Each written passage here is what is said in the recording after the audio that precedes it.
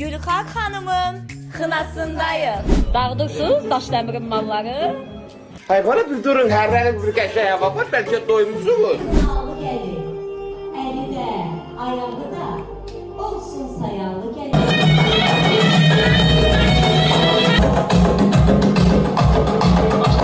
Biz de bugünlerde çok güzel giyinip tahtı tacı da məhz ona özel kırmızı bezeli.